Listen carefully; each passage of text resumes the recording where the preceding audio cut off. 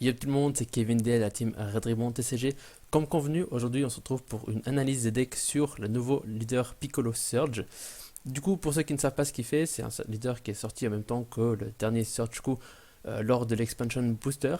En éveillé, vous allez au début de votre tour, c'est-à-dire avant même de commencer votre phase de recharge, vous allez regarder la première carte de votre deck et vous allez décider de si vous allez la mettre au-dessus ou en dessous, puis vous allez piocher un. Et seulement après avoir fait votre effet, vous allez du coup untap vos énergies, votre leader et votre carte de combat et piocher une carte.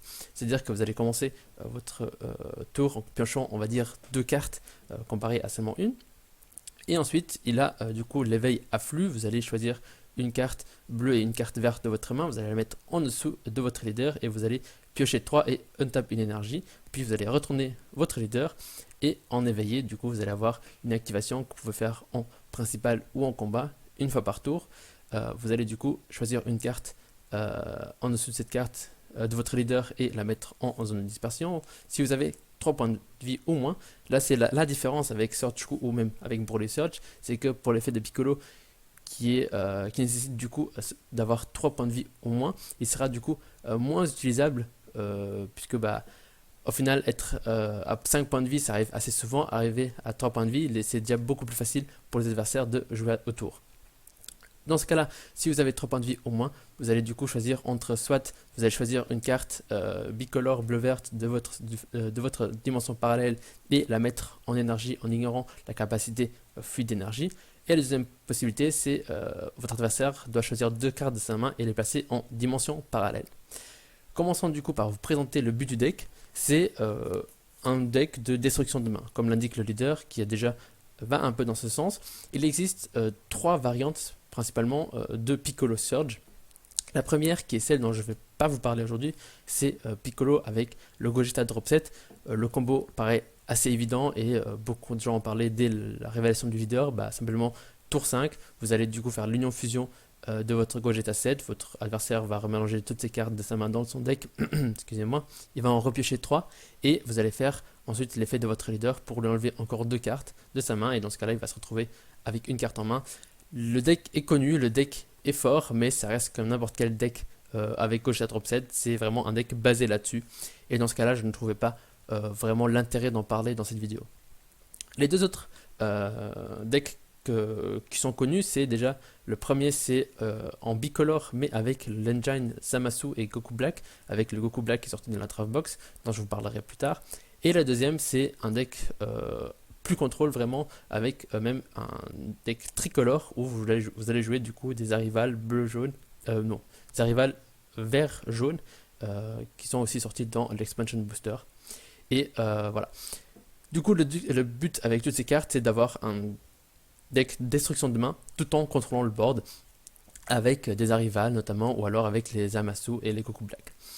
Pour faire ce deck, vous allez avoir besoin de la BT8 d'un côté, vous allez avoir besoin de, je ne l'ai pas noté ici, mais plusieurs cartes de différentes extensions, sachant que c'est un leader bleu-vert, vous allez simplement avoir besoin des cartes bleues génériques qu'on connaît tous, qui sont notamment l'haricot magique et la dimension magique.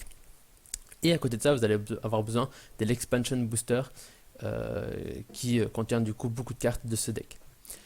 Les points forts du deck, ils sont assez nombreux et la première déjà c'est l'effet en enlevé du leader qui vous apporte du coup une sélection dans les cartes que vous allez piocher, puisque du coup vous allez, comme dit au début de votre tour, à chaque fois regarder la première carte de votre deck, vous allez la décider de si vous voulez la garder ou non, et ensuite vous allez du coup piocher une carte. À partir de là, vous allez toujours commencer votre tour avec une carte en plus que ce qui était prévu, on va dire. Et ça va même déjà à votre premier tour, même si c'est vous qui commencez, vous allez déjà piocher une carte qui n'était pas censée être dans votre main. Ceci peut être un point fort pour plusieurs raisons. Déjà, en début de partie, par exemple, vous avez une chance en plus de trouver une carte bleu-verte, et du coup, vous allez moins souvent tomber dans ce piège de j'ai pas de bicolore à charge à mon premier tour. Et à côté de ça, vu que vous allez quand même voir beaucoup de cartes passer, puisque les cartes que vous ne voulez pas, vous allez les mettre en dessous du deck, excusez-moi, et ensuite vous allez en piocher une nouvelle, vous allez avoir quand même une grosse sélection qui se fait de toutes ces cartes que vous voyez passer et que vous n'allez pas prendre. tout en gardant un volume de deck assez conséquent, puisque il faut quand même rappeler que Janemba reste un deck qui peut être sorti dans la méta, et avoir une grosse sélection de cartes sans pour autant vider son deck, c'est quand même très intéressant face à Janemba. Et à côté de ça, la dernière remarque que je voulais faire, c'est que il faut quand même faire très attention, puisque dans le deck, la plupart du temps, vous allez avoir peu de choses, à vrai dire aucune carte qui va vous permettre de mélanger votre deck. Du coup, si au début de votre tour, vous regardez la première carte et vous voyez que c'est une carte qui ne va pas vous être utile tout de suite, mais que c'est une carte qui peut avoir son utilité plus tard dans la partie, bah, vous devrez quand même hésiter et réfléchir à est-ce que vous la prenez ou non, puisque si vous décidez de la mettre en dessous du deck, vous encourez vraiment le risque de ne plus du tout l'avoir pendant toute la partie. Le deuxième point fort qui est du coup que le leader est bicolore. Comme tous les autres leaders bicolores, on sait que c'est vraiment quelque chose qui est très fort. Et du coup, là, on a un leader qui est bleu-vert, c'est-à-dire que vous pouvez abuser des cartes qui sont fortes pour les deux couleurs. En bleu, vous savez très bien que c'est vraiment la carte, la couleur la plus défensive du jeu. En tout cas, ça l'est encore, même si le rouge commence à avoir pas mal d'outils défensifs, avec topo, etc. Mais bon, du coup en bleu, vous avez simplement Haricot Magique et Dimension Magique qui sont des cartes vraiment très fortes, et Dimension Magique qui est du coup uniquement réservée au leader bleu. À côté de ça, vous pouvez jouer aussi une carte qui est très très forte, qui est sortie récemment, qui est du coup le contre-mise en jeu potentiel latent, qui est lui réservé au leader vert. Et du coup, à cause de ça, et grâce à ça même, dirais-je, vous allez pouvoir assembler les outils défensifs qui sont spécifiques aux deux leaders, aux leaders de deux couleurs. Et dans ce cas-là, on arrive du coup au troisième point fort, qui est le fait que vous avez énormément d'outils défensifs, comme j'ai dit auparavant, grâce à Haricot Magique, Dimension Magique, Potentiel Latent, et vous allez accentuer encore ce côté défensif en rajoutant pas mal de contre-mise en jeu, puisque vous avez aussi les Vegeta sans pitié qui sont joués dans, on va dire, quasiment tous les decks Piccolo Surge, et dans la variante tricolore, vous pouvez même rajouter des Champa l'arnaqueur. Et du coup, on arrive ainsi au point fort numéro 4 qui dit que vous avez réponse à toute action adverse, que ce soit par vos contre-mises en jeu, par vos contre-attaques, c'est-à-dire une carte à grosse menace, bah, vous pouvez simplement lui sortir un contre, puisque vous allez en jouer plusieurs, que ce soit des dimensions magiques qui non seulement vous permettent de contrer une attaque, mais redressent aussi vos énergies. Du coup, elles vous permettent d'être encore plus safe derrière, puisque imaginons votre adversaire vous attaque, vous allez jouer un contre dimension magique, vous allez redresser du coup une ou deux énergies en fonction de si vous avez joué la carte en payant un point de vie ou non. Et ensuite, vous allez avoir des énergies open pour jouer soit un Vegeta cruel ou alors un potentiel latent. Et le but du deck, du coup, tout ce côté défensif va simplement vous permettre de mettre en place votre destruction de main et ainsi pouvoir réduire petit à petit en grignotant la main adverse pour que en fin de partie, vous allez simplement vraiment essayer d'épuiser l'adversaire, d'épuiser la main adverse pour pouvoir en finir avec lui. Passons maintenant au point faible. Déjà, comme tous les leaders Surge qu'on a vu jusqu'à présent, les leaders ne piochent pas en non éveillé. Je vais peut-être pas le dire pour les futures analyses decks sur les leaders bicolores, mais ça reste quand même un grand point faible qui comment on dit, équilibre peut-être un peu ces leaders bicolores, puisque sinon il y aurait peut-être trop de points positifs, et du coup cette manque de pioche en non éveillé est peut-être là pour équilibrer tout ça. Ensuite, qui dit leader bicolore dit aussi que le leader est sensible à Tao Pai Pai et Tenshinhan, mais contrairement à Surge-Ku, que je vous ai présenté du coup en début de semaine, c'est encore plus le cas pour Piccolo, puisque là où un deck Surge-Ku, certes, Tao Pai Pai et Tenshinhan peuvent avoir des utilités. Si le Surge-Ku joue tricolore, Tenshinhan peut toujours venir l'embêter. Si le Surge-Ku joue des Broly Drop 1, la nouvelle promo, ou alors des Topo Negate Battle Tao Pai Pai peut toujours avoir son utilité. Cependant, là, on se retrouve avec un leader bleu-vert qui du coup joue vraiment une grosse panoplie de cartes qui redressent les énergies, que ce soit les potentiels latents, les haricots magiques ou les dimensions magiques. Tenshinhan va vraiment être beaucoup plus utile face à ce deck. Et à côté de ça, Tao Pai Pai, on reste quand même dans un deck destruction de main. Ça dépend des variantes, mais déjà vous avez euh, face à quasiment tous les decks Piccolo Surge, ils vont jouer des potentiels latents. Et je vous rappelle qu'avec le nouveau ruling, Tao Pai Pai, il marche sur potentiel latent. À côté de ça, si vous avez la variante Zamasu, vraiment la variante Zamasu qui est beaucoup plus concentrée sur la défausse de main directe via les gros Zamasu drop set, le Tao Pai Pai il va marcher sur son effet. Et même sur la variante tricolore, on joue pas mal de Krillin, de la carte Krillin et C18. Là aussi, le Tao Pai Pai va avoir son utilité. Et ensuite, pour les prochains points faibles, déjà, il y a par rapport au deck Zamasu, je vous expliquerai un peu plus tard la combo, mais vraiment le but, quand même, pardonnez-moi, je reprends du coup. Le problème du deck, c'est que déjà de 1, il est sensible à Tao Pai Pai, et de 2, il est vraiment sensible aux contre-mises en jeu, puisque la combo est basée sur d'abord un Goku Black drop 3 qui sort soit pour 3 énergies si vous le jouez directement ou alors pour 2 énergies, et si celui-ci c'est pour simplement un contre-mise en jeu, il va jamais arriver sur votre board et du coup vous n'allez pas pouvoir sortir les gros Zamasu drop set. Et à côté de ça, la variante tricolore elle aussi elle a des faiblesses puisque dans la variante tricolore vous allez à vrai dire jouer que des cartes à frappe simple, vous n'allez avoir quasiment pas de cartes ayant double frappe. Du coup certes vous allez pouvoir au fil de la partie instaurer une menace sur votre zone de combat, mais au final ce ne seront que des attaques à simple frappe qui si elles sont bien gérées par votre adversaire, auront du mal à être létales.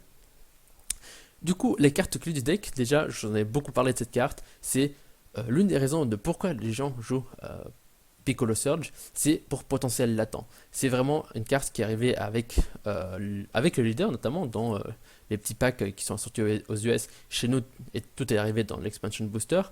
Mais pour ceux qui ne connaissent pas cette carte, déjà c'est une carte bleu-verte, elle coûte 2 énergies, une bleue, une verte, elle a fuite d'énergie comme toutes les autres cartes bicolores, et elle se joue en contre-mise en jeu, c'est une carte extra, que si votre leader est vert, si la carte de combat jouée a un coût d'énergie de 4 ou moins, elle est placée en zone de dispersion de son propriétaire au lieu d'être jouée.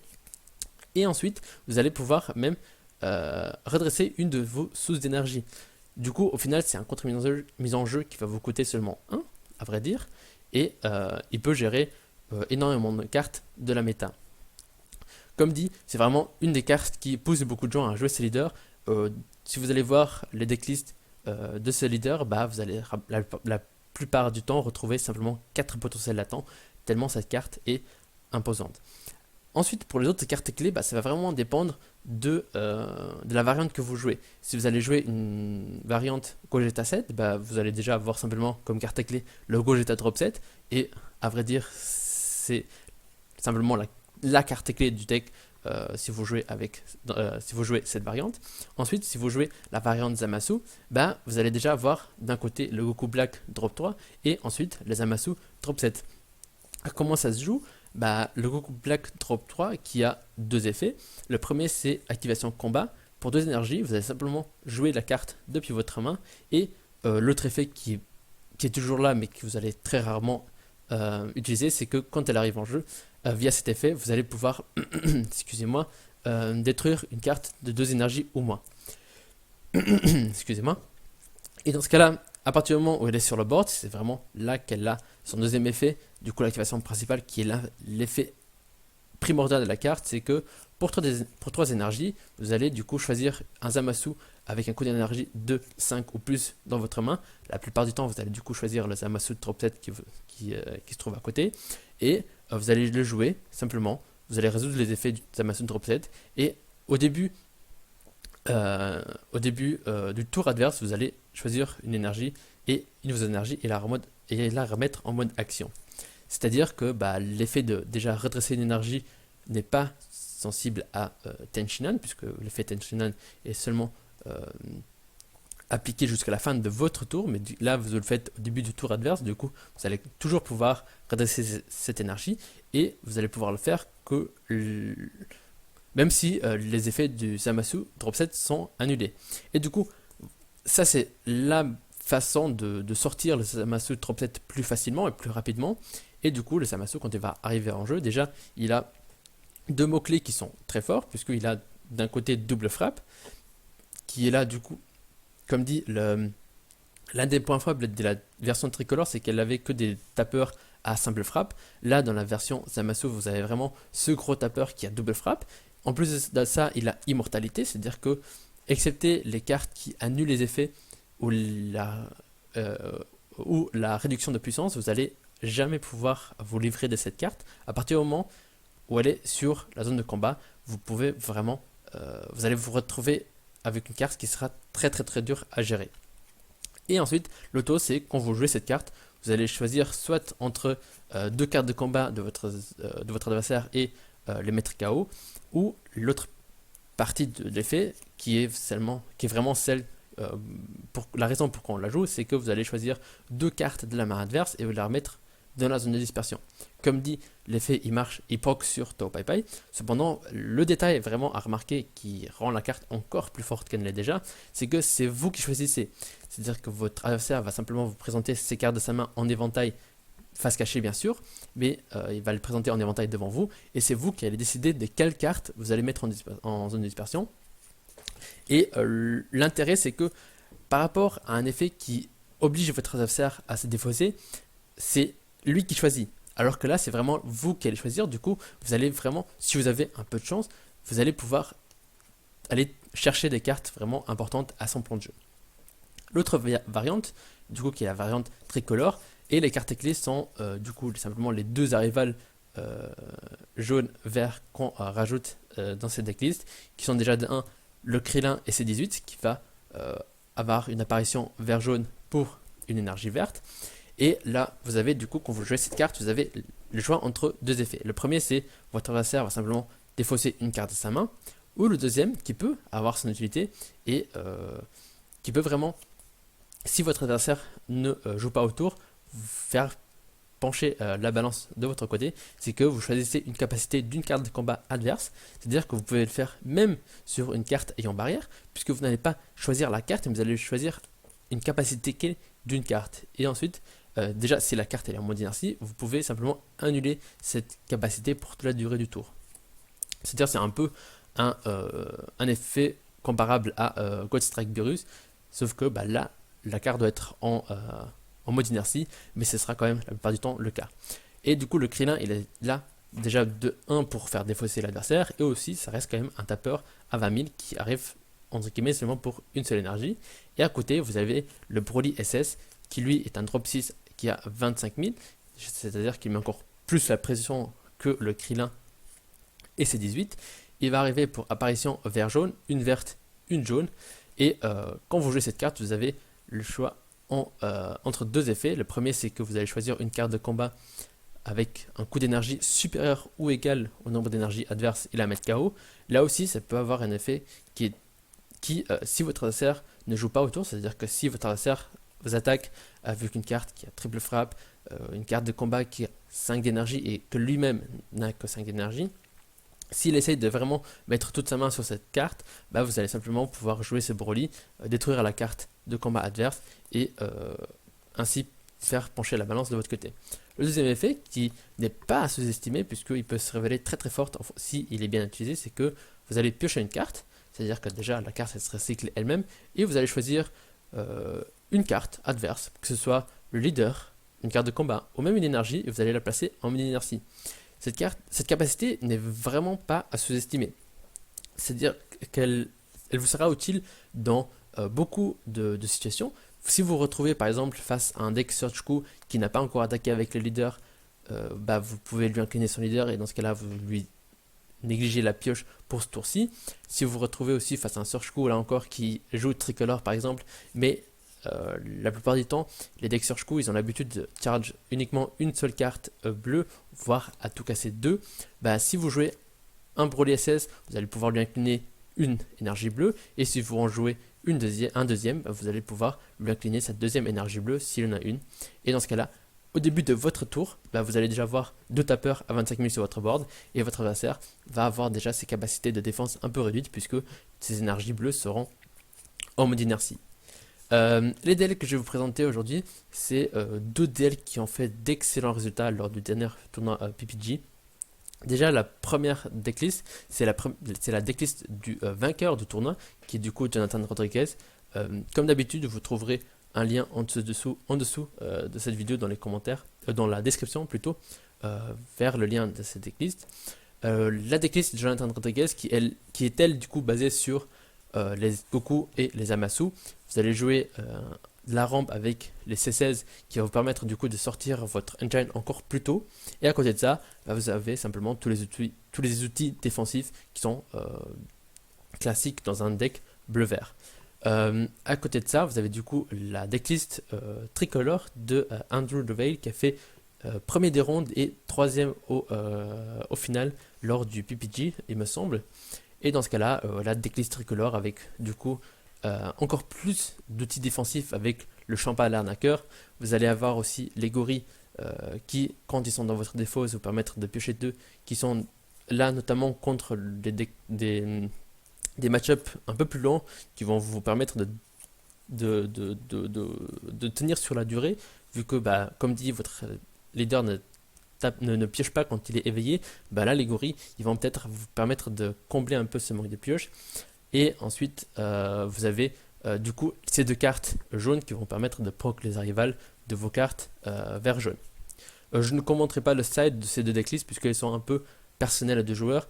Je pense que lui-même a admis qu'il avait testé plusieurs choses. Vraiment, je pense que le side, c'est vraiment la partie où vous pouvez laisser libre cours à votre imagination. Du coup, voilà. Tout ça pour dire que ces deux decklists ont fait leur preuve, certes avec deux joueurs qui sont connus et qui sont très talentueux, mais il n'en reste que bah, ces decklists peuvent vraiment vous emmener loin en tournoi, excusez-moi. Et avant de finir cette vidéo, je vais encore, comme d'habitude, vous parler de la manière de contrer le deck. Déjà, comme tout leader surge, c'est très intéressant de forcer l'éveil adverse. Je vous ai dit plusieurs fois dans la vidéo, je vous ai déjà dit sur la vidéo de Surge-Coup, bah, le leader ne pioche pas en éveillé. Si vous arrivez à forcer l'éveil adverse à son tour 2 ou à son tour 3, bah, vous allez ce sera déjà un petit point dans votre balance, puisque sur la durée, le manque de pioche du leader adverse va vraiment se faire ressentir et ça va vous permettre de gagner la partie. Pour forcer l'éveil, vous avez simplement l'option de mettre énormément de pression en early. Déjà, la première chose, c'est que c'est un deck bleu-vert. Le gros point fort des decks bleu-vert, ça a toujours été d'encaisser des gros tours. Cependant, si vous mettez une pression constante, bah, les decks bleu-vert peuvent vraiment voir leurs ressources diminuer au fil de la partie. Et c'est encore plus vrai si vous mettez une pression en early, puisque bah, c'est un deck bicolore. À votre tour 1, vous allez, avec ce deck, toujours mettre une énergie bicolore. En tout cas, c'est ce que vous souhaitez. Et si ce n'est pas le cas, bah, la partie, elle peut encore... elle commence déjà mal. Et du coup, si vous jouez contre un deck Piccolo Surge, votre but sera vraiment de mettre une pression en early, puisque bah, il n'aura aucune ressource pour se défendre. Et il sera obligé soit de décramer énormément de cartes de sa main, ou la plupart du temps, il n'aura même pas la capacité de défendre, il devra simplement prendre les dégâts. C'est-à-dire que bah, si vous jouez Surge-Coup, à votre tour 2, si vous arrivez à sortir un gorille ayant double frappe, combiné avec l'attaque de votre leader, bah, ça fera déjà quasiment 3 dégâts que l'adversaire sera obligé de se prendre. À côté de ça, bah, si au début de votre prochain tour, bah, le gorille est toujours présent, ce sera encore 2 dégâts que vous pourrez lui mettre gratuitement. D'un autre côté, bah, si vous jouez Baby par exemple, bah, si c'est vous qui commencez, à votre tour 2, vous serez toujours dans la capacité, si vous avez les cartes en main, de sortir un gorille drop 6 qui va simplement taper une fois, mais qui sera quand même en triple frappe. Et là encore, le leader Surge, le leader Piccolo sera quasiment obligé de le prendre. Le troisième conseil que j'ai à vous donner, c'est de jouer autour des réponses adverses. Ce point est souvent mal compris par les gens, et je me suis rendu compte, c'est que quand je dis qu'il faut jouer autour des réponses adverses, ça ne veut pas dire qu'il ne faut rien faire. Certes, les joueurs Piccolo vont jouer des contre-mises en jeu, ils vont jouer des contre-attaques, mais ce n'est pas pour autant que vous ne devez rien faire. Le but, c'est de, d'un côté, épuiser ses ressources, et ça c'est aussi le quatrième conseil du coup, c'est d'épuiser ses ressources, c'est-à-dire que oui, vous allez jouer des cartes, vous allez des fois jouer des cartes qui vont simplement se prendre des contre-mises en jeu, mais le but avec cette phrase, c'est vraiment de vous dire de ne pas prendre de risques inconsidérés. C'est-à-dire que si vous avez la partie en main, ça ne sert à rien d'aller jouer une grosse carte qui peut simplement se prendre un Champa l'arnaqueur par exemple. Si vous jouez contre la decklist tricolore, imaginons si vous jouez à Chiak, si votre adversaire joue tricolore, vous n'allez pas forcément à votre tour 5 vous tap out pour sortir un demi-gras alors que il pourra simplement se prendre un Champa l'arnaqueur. Je ne dis pas qu'il ne faut pas le faire, mais je dis que il faudra à chaque instant, avant de faire quelque chose, considérer le risque pris par rapport à, déjà de 1, est-ce que ça en vaut la peine, et de 2, est-ce que c'est nécessaire. Si vous êtes bien dans la partie, vous allez peut-être prendre moins de risques, alors que d'un autre côté, si vous voyez que la partie est en train de vous échapper, là oui, vous devrez parfois jouer des cartes en vous disant, certes, il peut se prendre un contre-mise en jeu, mais je suis obligé de le faire, puisque si je ne le fais pas, ça ne fera que ralentir ma condition de victoire, etc. Et du coup, voilà, vous savez les cartes qui sont jouées dans un tel deck, vous savez que dans un deck bleu vert, vous allez toujours retrouver des dimensions magiques, vous allez retrouver des haricots magiques, vous allez retrouver des potentiels latents, et le but, ce sera de épuiser toutes ces ressources, non seulement en jouant des cartes à l'aveugle, mais je ne sais pas, il faudra parfois bait un peu l'adversaire, c'est-à-dire jouer des cartes qui pourront potentiellement se prendre un contre-mise en jeu, mais en vous disant que votre adversaire a le choix entre soit il joue un contre-mise en jeu sur la carte que vous êtes en train de jouer, ou alors il ne le joue pas et il attend afin de contrer une carte que vous pourrez sortir plus tard. Je ne sais pas si je me fais bien comprendre, mais imaginons vous avez dans votre carte 2 gorilles, ou je sais pas, un Beerus et un gorille. Si vous jouez Surge Coup, vous avez le choix entre soit vous allez d'abord jouer le Beerus, et dans ce cas-là, votre adversaire il va être dans le questionnement de est-ce qu'il joue un contre-mise en jeu sur le Beerus, quitte à après ne plus avoir d'énergie disponible, ou alors il laisse passer le Beerus en se disant peut-être qu'il va me sortir un singe en combo, et au final vous le singe, vous allez pas, si votre adversaire ne joue pas de contre-mise en jeu sur le Beerus et qu'il a toujours ses 2 énergies open, vous allez simplement garder votre singe pour un peu plus tard en vous disant là actuellement il a laissé passer mon Beerus, c'est déjà une première victoire pour moi. Vous allez simplement mettre la pression avec votre Beerus en vous disant que vos autres cartes pourront avoir une utilité plus tard. Mais bon, en tout cas, j'espère que vous aurez compris les conseils que je vous ai donnés. J'espère que vous arriverez à les appliquer ce week-end au CMS. Moi, je vous dis du coup à ce week-end pour ceux qui seront présents. Nous, on y sera avec 6 membres dans la team. On essaiera bien sûr de faire le meilleur résultat possible et on verra ce que ça va donner. Moi, je vous dis du coup à très très vite pour une nouvelle vidéo. À plus tout le monde. Ciao, ciao.